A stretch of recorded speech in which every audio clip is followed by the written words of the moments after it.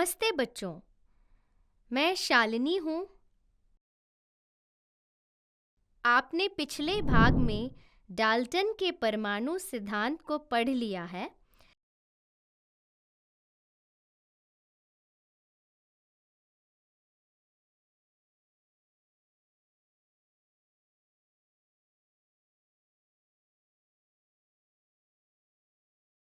आज हम तत्व, प्रतीक और अणु के बारे में जानेंगे।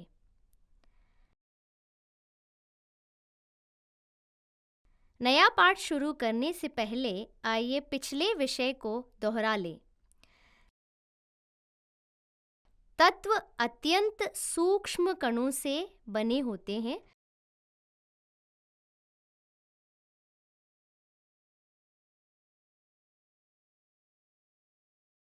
जिन्हें परमाणु कहते हैं। एक ही तत्व के परमाणु एक दूसरे के समान होते हैं, जबकि विभिन्न तत्वों के परमाणु भिन्न होते हैं। परमाणुओं को विभाजित, सृजित या नष्ट नहीं किया जा सकता है। विभिन्न तत्वों के परमाणु पूर्ण संख्याओं के अनुपात में संयोग करके रासायनिक यौगिक बनाते हैं। रासायनिक अभिक्रियाओं में परमाणु संयोग करते हैं, पृथक होते हैं और पुनर्व्यवस्थित होते हैं। सीखने के परिणाम। इस सत्र के अंत में आप निम्नलिखित के बारे में समझ सकेंगे। परमाणु और अणु, हम तत्वों का नामकरण क्यों करते हैं, तत्वों के प्रतीक, अपने अणुओं में एक से अधिक परमाणु वाले तत्व।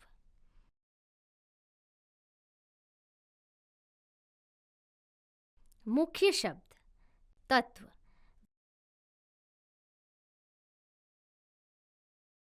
परमाणु,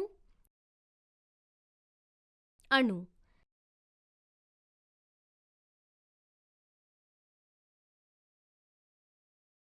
प्रतीक: यौगिक।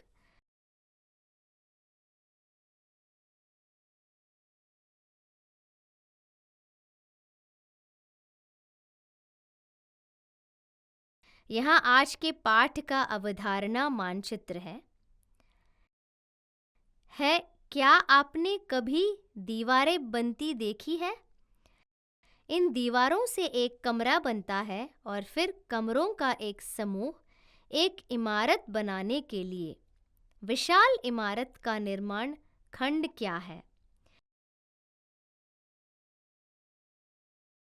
ईंट निर्माण खंड है। इसलिए हम कह सकते हैं कि यदि पूरा घर एक पदार्थ है तो ईंट उसका परमाणु हो सकती है।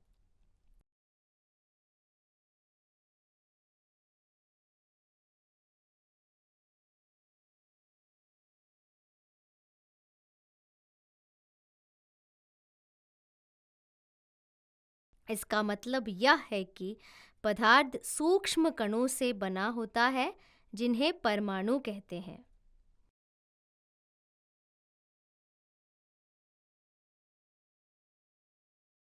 परमाणु बहुत ही सूक्ष्म होते हैं। विद्युत अणु सूक्ष्मदर्शी, क्षेत्र आयन सूक्ष्मदर्शी और क्रिवीक्षण सुरंगन सूक्ष्मदर्शी जैसे आधुनिक उपकरणों में परमाणु की बड़ी छवियों को दिखाने की क्षमता होती है।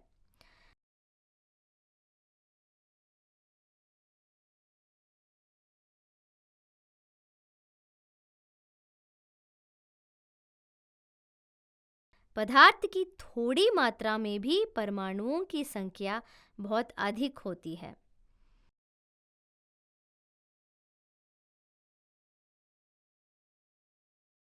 हम खाद्य पदार्थ पैक करने के लिए जिस एल्यूमीनियम पन्नी का उपयोग करते हैं,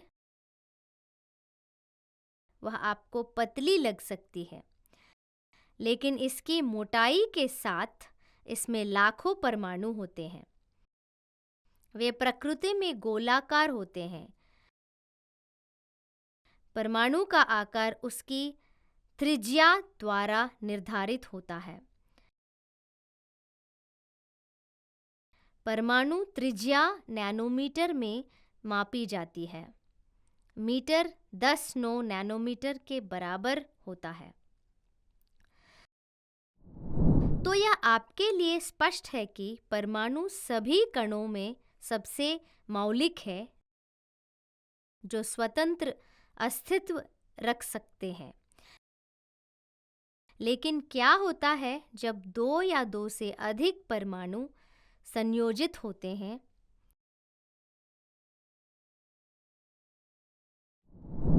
दो या दो से अधिक परमाणु मिलकर एक बड़ा कण बनाते हैं। जब परमाणु संयोजित होते हैं तो वे अणु बनाते हैं।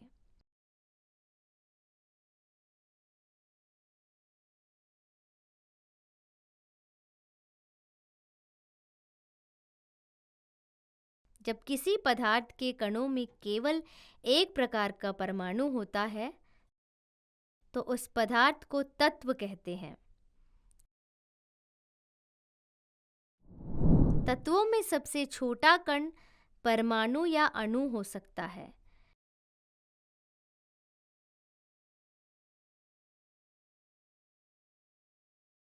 कई तत्व ऐसा है जिनका सबसे छोटा कण परमाणु होता है।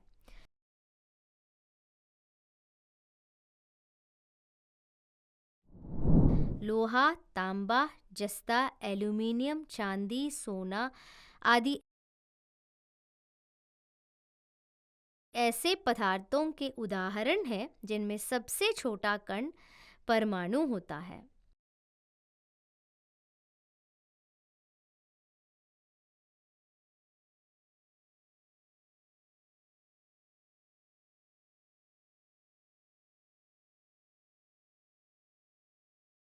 ऑक्सीजन और नाइट्रोजन ऐसे पदार्थ के उदाहरण हैं जिनमें कण दो समान परमाणुओं का संयोजन होते हैं।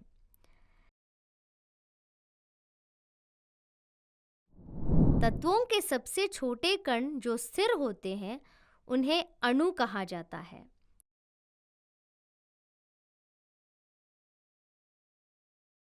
उदाहरण के लिए एक सोडियम अणु में एक सोडियम परमाणु होता है, लेकिन एक ऑक्सीजन अणु में दो ऑक्सीजन परमाणु होते हैं।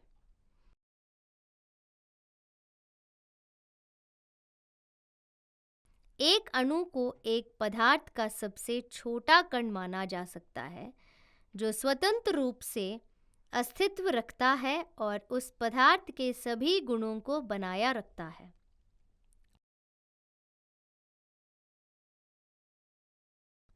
आप सोच सकते हैं कि हम तत्वों का नाम क्यों रखते हैं। दुनिया में इतनी सारी भाषाएं हैं कि विभिन्न भाषाओं में प्रत्येक तत्व के अलग-अलग नाम जानना संभव नहीं है। वैज्ञानिकों को भ्रम के बिना संवाद करने में मदद करने के लिए प्रत्येक तत्व के लिए एक नाम निर्दिष्ट किया जाता है। तत्व का नाम निर्दिष्ट करने के कुछ रोचक तरीके हैं। एक समय लोग मानते थे कि कोई भी पदार्थ जो ऑक्सीजन के साथ प्रतिक्रिया करता है प्रकृति में अम्लीय होगा। अम्ल के लिए लैटिन शब्द ऑक्सी है, इसलिए गैस को ऑक्सीजन कहा गया, जिसका अर्थ है गैस जो अम्ल बनाती है। बाद में पता चला कि अम्लीय गुण ऑक्सीजन से संबंधित नहीं था।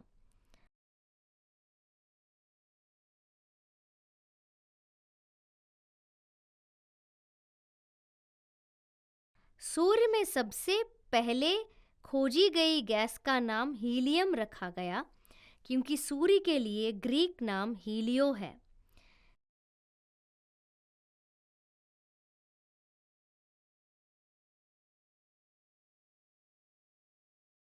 किसी तत्व की खोज का स्थान भी उसके नामकरण में भूमिका निभा सकता है।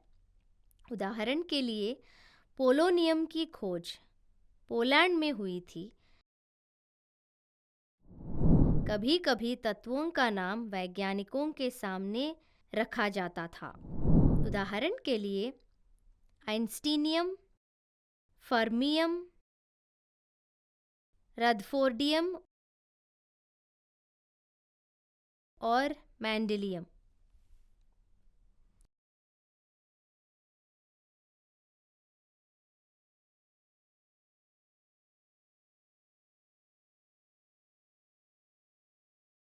आपको यह समझ में आ गया होगा कि रसायन विज्ञान में बहुत सारी प्रतिक्रियाएं होती हैं। प्रत्येक प्रतिक्रिया का वर्णन करने के लिए तत्वों और यौगिकों का पूरा नाम लिखना समय की बर्बादी होगी।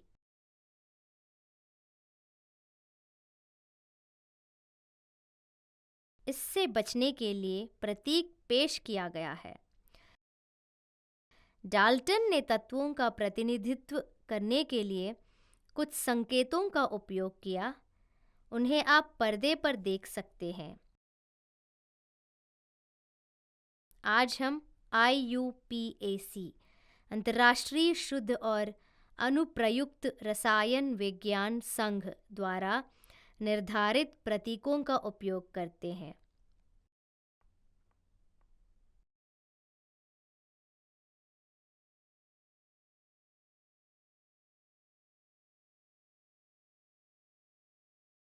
रासायनिक प्रतीकों को चुनने की वर्तमान विधि बर्जेलियम द्वारा आविष्कृत विधि पर आधारित है।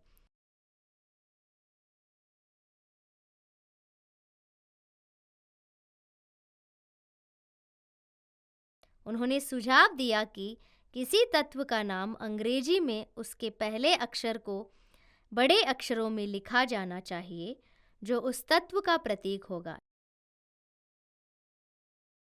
जैसे O ऑक्सीजन के लिए, H हाइड्रोजन के लिए और इसी तरह कह सकते हैं।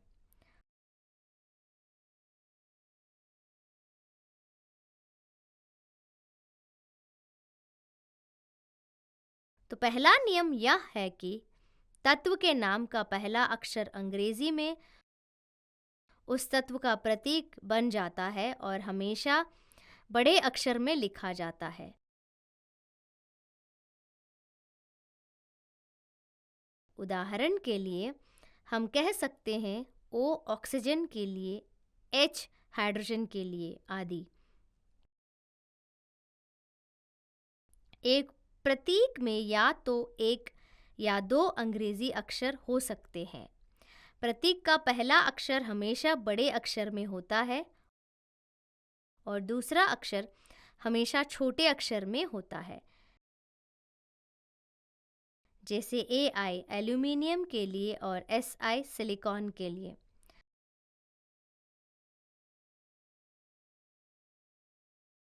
कुछ तत्वों के प्रतीक नाम के पहले अक्षर और नाम के बाद में आने वाले अक्षर से बने होते हैं।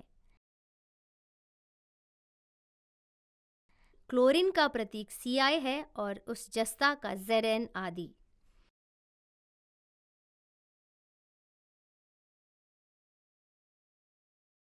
कुछ तत्वों के प्रतीक उनके लैटिन, जर्मन या ग्रीक नाम पर आधारित होते हैं। उदाहरण के लिए लोहे का प्रतीक Fe उसके लैटिन नाम फेर्रम से है, सोडियम का Na एट्रियम से है और पोटेशियम का कैलियम से है।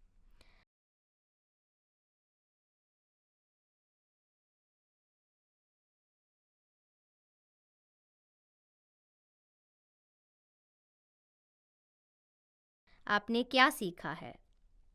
एक तत्व का सबसे छोटा कण जो रासायनिक अभिक्रिया में भाग ले सकता है और वो अपने सभी गुणों को बनाए रख सकता है। परमाणु बहुत छोटे और गोलाकार होते हैं और उनके व्यास को नैनोमीटर में मापा जाता है। एक तत्व या यौगिक का सबसे छोटा कण जो स्वतंत्र अस्तित्व रखने में सक्षम होता है और उस पदार्थ के सभी गुणों को बनाया रख सकता है, परमाणुओं का प्रतिनिधित्व करते हैं।